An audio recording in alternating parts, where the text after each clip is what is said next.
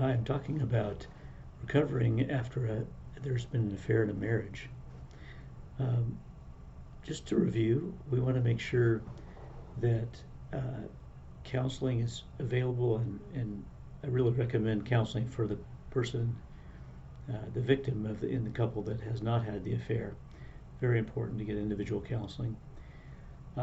If at all possible, individual counseling for both people is helpful, but especially again for the person who has not had the affair.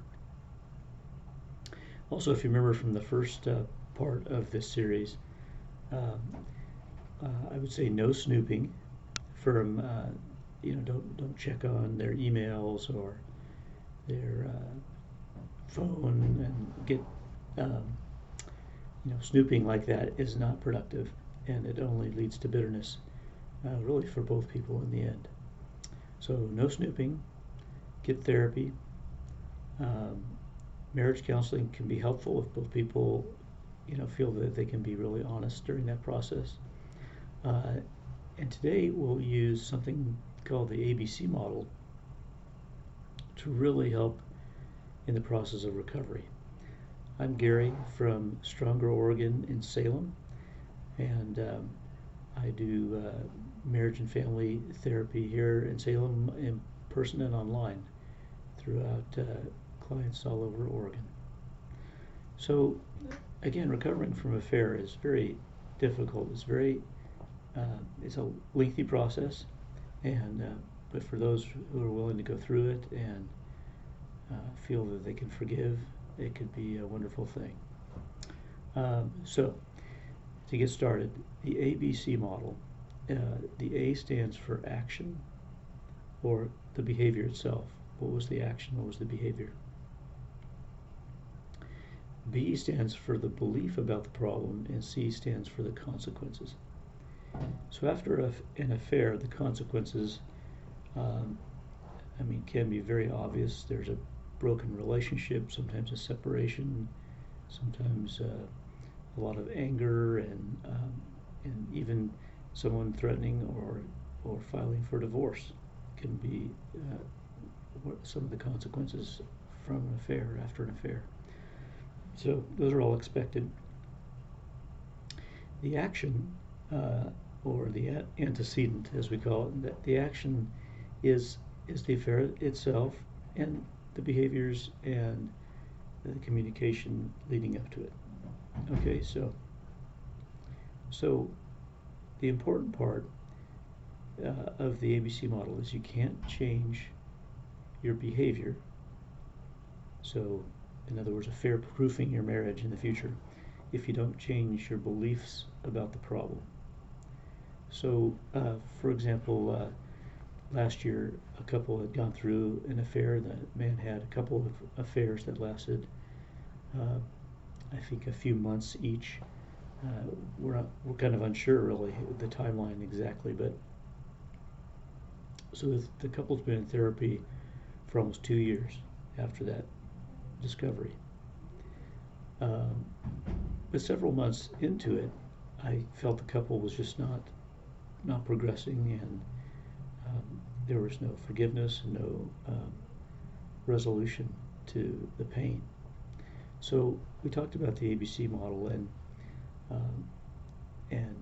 with both the couple there, both people there, I asked, the man, what, the actions are obvious. You had a couple of affairs that lasted so long, and who are they with and how did they get started?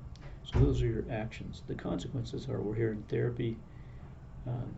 Your wife is extremely angry. There's a lot of conflict, and a potentially dissolution of the marriage. So those are the consequences. The beliefs, we can kind of guess what the beliefs are, and one of them might be that I think it's okay to sleep with other people other than my spouse. And he said, "Oh, I don't believe that." And I said, "Well, now there's certainly accidents that happen. Somebody gets, not that this would be an excuse necessarily, but somebody gets intoxicated, they're out at a party or some kind of event and end up sleeping with somebody. It's a one-time thing. It could be an awful thing for a marriage, but there can be some recovery. But 2 affairs that lasted months and months is no accident, right? And so, because of that, there's a belief that or many beliefs that that um, you know energize that behavior and continue it, right? So one of the beliefs is, I think it's okay to sleep with other people other than my wife, because if you didn't have that belief, no matter what happened, you wouldn't have sex with somebody other than your wife. So there's the belief. Now, when he said, no, I don't believe that, I could sense in the woman that just like, well, what do we do from here? When he doesn't even think there was a belief driving that, and then so he can't really apologize or repent from that faulty belief system when he doesn't think it's there. And I looked at her and I said, what are your thoughts? And she goes, he doesn't want to change because he doesn't think that was a problem. And so trying to help people navigate that process honestly. Now, there might be many beliefs that drive that behavior and affair. Obviously, the first one is I think it's okay to have sex with other people other than my spouse. But it could be, when I feel like I'm not listened to, I go to extreme measures. It could be,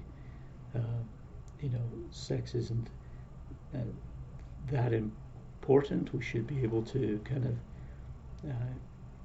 experience different things or experiment with different things. A variety.